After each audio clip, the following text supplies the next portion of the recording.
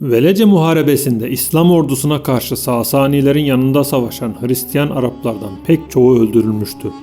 Bunun üzerine Bekir bin Vail kabilesinin başını çektiği bir kısım Hristiyan Arap kabileleri intikam almak için yeniden bir ordu oluşturma çabasına giriştiler. Asker talebinde bulunmak için daha kuzeyde bulunan Hristiyan Arap kabilelerine ve Medain'deki Sasani hükümdarına haberciler gönderdiler. Bu kabileler talebe olumlu cevap verdiler ve kalabalık bir ordu Ülleys'te toplandı. Sasani hükümdarı da o sırada o civarda bulunan hükümdar naiplerinden Behmen'e haber göndererek Ülleys'e gitmesini istedi. Behmen ise Jaban adındaki bir komutanı göndererek kendisinin arkadan geleceğini söyledi. Fakat Ülleys'e gitmek yerine başkente döndü. Jaban ise Ülleys'e vardı.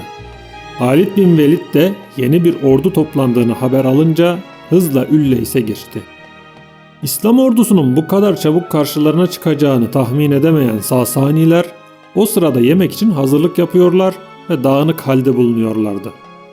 Hristiyan Arapların karşısına çıkan Halid bin Velid onların ileri gelen kabile reislerinin isimlerini sayarak tek tek dövüşe davet etti. Malik bin Kays dışında kimse meydana çıkmaya cesaret edemedi. Halid bin Velid hızlı bir hamleyle rakibini öldürdü.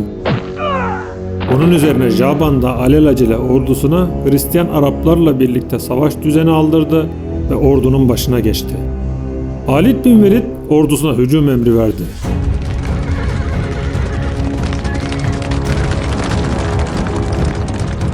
Saatlerce süren savaştan sonra İslam ordusu düşmanı geriletmeye başladı. Mağlubiyetin gelmekte olduğunu gören Hristiyan Araplardan kaçabilenler Hire'ye doğru çekildiler. Kalanların bir kısmı öldürülürken bir kısmı da esir edildi. Halid bin Velid, Velece Savaşı'ndan sonra Hristiyan Arapları bir daha Sasanilerin yanında İslam ordusuna karşı savaşırlarsa bunun cezasının ağır olacağı konusunda uyarmıştı. Buna dayanarak fiili olarak savaşa katılan esirlerin boyunları vuruldu. İslam ordusu savaştan sonra Emgişiyya'yı da fethetti. Bundan sonra Halid bin Velid, Irak bölgesindeki fetihlerin önemli bir ayağı olan Hire üzerine yürüdü.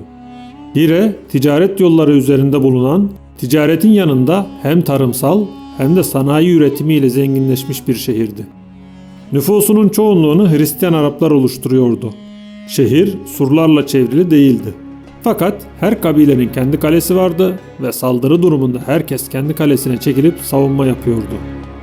Bu çok parçalı durum da savunmada zafiyete sebep oluyordu. Halid bin Velid Mayıs ayının son günlerinde Hire önlerine gelmiş ve onlara Müslüman olmak, cizye vermek ya da savaşmak şeklinde 3 seçenek sunmuştu. Hireliler savaşmayı tercih ettiler ve savunma yapmak için kalelerine çekildiler. Halid bin Velid de her kale için bir kumandan tayin etti ve kuşatma başladı. Hireliler bir süre savaştıktan sonra kendileri için tek kurtuluş çaresinin anlaşma yapmak olduğunu anladılar. Her kalenin lideri Halid bin Velid'e giderek teslim olacaklarını ve cizye ödemeyi kabul edeceklerini bildirdiler. Bu teklif Halid bin Velid tarafından kabul edildi ve şehir teslim alındı.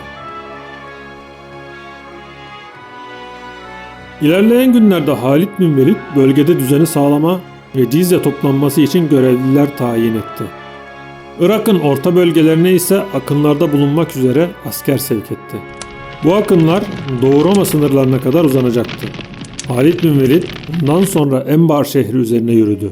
Burası Sasaniye başkenti Medain'in kuzeybatısında yaklaşık 80 kilometre uzaklıktaydı.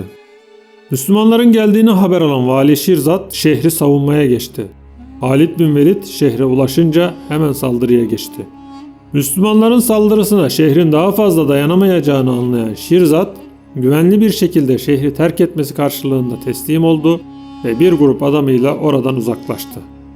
Halid bin Velid buraya bir vali tayin ettikten sonra Aynut Temr üzerine yürüdü. Burada bir Sasani ordusu vardı ve bunlara destek için Hristiyan Arap kabileleri toplanıp gelmişti. Bu kabilelerin komutanı Akka ordusunu düzenlemeye çalıştığı sırada ani bir hamleyle Halid bin Velid tarafından yakalanarak esir alındı. Bunun üzerine Sasani askerleri kaçtılar. Hristiyan Araplar da çok kısa bir sürede yenildi ve şehir teslim oldu. Akka da idam edildi. Hazreti Ebubekir, Irak bölgesinin fethi için Halid bin Velid'i güneyden, İyad bin Ghanem'i de kuzeyden başlamak üzere görevlendirmişti. Halid bin Velid, İyad bin Ghanem'in Dumetül Cendel'de bölgedeki Arap kabilelerinin birleşerek oluşturduğu büyük bir ordu karşısında zor durumda kaldığını haber alınca ordusunun bir kısmını yanına alarak yardıma koştu. Burada düşmanı büyük bir bozguna uğrattı. Bu arada Hristiyan Araplar Aynut Temr Savaşı'ndaki mağlubiyetin ve liderleri Akka'nın öldürülmesinin intikamını almak için yeniden savaş hazırlıklarına girişerek Muzayyah'ta toplanmaya başladılar. Ayrıca Sasaniye başkentinden de yardım istediler. Hükümdar naibi Behmen de 2 ordu şeklinde kuvvet gönderdi ve onlara Hristiyan Araplar hazırlıklarını tamamlayana kadar Huseyd ve Hanafis'te beklemeleri talimatını verdi. Eylül ayı sonlarında Halid bin Velid Hire'ye döndüğünde karşılaştığı bu manzara karşısında hemen harekete geçti. Düşman kuvvetleri birleşmeden onları vurmak istiyordu. Ka'ka bin Amr'ı Huseyd'e, Ebu Leyla'yı da Hanafis'e gönderdi. Kendisi de Dumetül Cendel'den gelen askerleri bir süre dinlendirdikten sonra Aynut Temr'e geldi.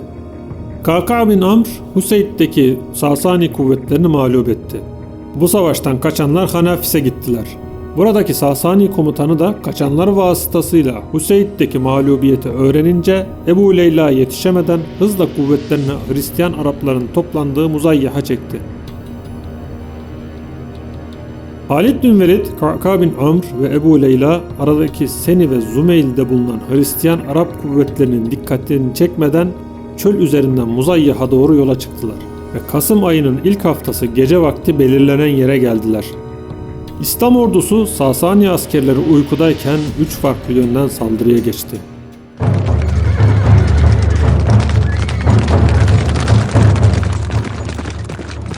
Gecenin sessizliğini nal sesleri ve at kişnemeleri bozuyordu. Sasani ordusu bir türlü toparlanıp saldırıya karşılık veremedi. Gecenin karanlığından yararlanıp kaçabilen az bir kısmı hariç kalanların tamamı imha edildi. Sasani ordusunun buradaki kaybı 10.000 kişi civarındaydı. Bundan sonra Seni ve Zumeyl'de toplanan düşman kuvvetleri de aynı taktikle mağlup edildi.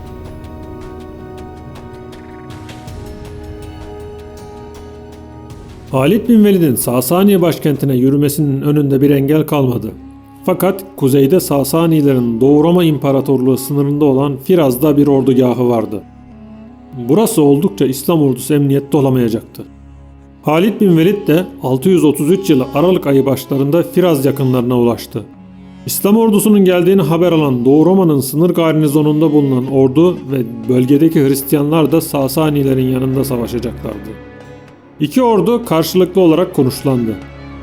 İslam ordusu 15.000 kişi, müttefik ordu ise İslam ordusunun 2 ya da 3 katı civarındaydı. Arada Fırat Nehri olduğu için savaş bir türlü başlayamıyordu. Bu şekilde 5-6 hafta bekledikten sonra 634 yılı Ocak ayı başlarında Sasaniler Halid bin Velid'e "Ya siz bu tarafa geçin ya da biraz geri çekilin biz geçelim" diye haber gönderdiler. Halid bin Velid de ordusunu biraz geri çekti ve müttefik kuvvetlerin köprüden geçmesine müsaade etti. İki ordu da kuvvetlerini merkezde piyadeler ve kanatlarda atlılar olacak şekilde düzenledi. Daha sonra müttefik ordusu hücuma kalktı. Halid bin Velid ordusunu savaşarak yavaş yavaş geri çekti. Düşman ordusunu köprüden yeterince uzaklaştırdıktan sonra ordunun arkasında ana ordudan ayrı tuttuğu atlıları savaş alanının etrafından dolaştırarak köprüye gönderdi. Köprüyü ele geçiren bu atlılar müttefik ordusunun arkasına doğru dolu dizgin at sürmeye başladılar. Arkalarından gelenlerin Müslümanlara yardıma gelen yeni bir kuvvet olduğunu zanneden müttefik ordusunun düzeni bozuldu. Atlılar düşmanı biçmeye başladılar. Geri çekilmeyi durduran ana ordu da güçlü bir şekilde saldırınca müttefik ordusu dağıldı ve nehre doğru kaçmaya başladı. Müslümanlar da arkalarından ok atarak kaçan orduya önemli ölçüde zarar verdiler. Az bir kısmı nehri geçerek kurtulabildi. Bu savaşla birlikte Fırat Nehri civarındaki Sasani toprakları tamamen Müslümanların eline geçti. Savaştan sonra İslam ordusu Hire'ye döndü.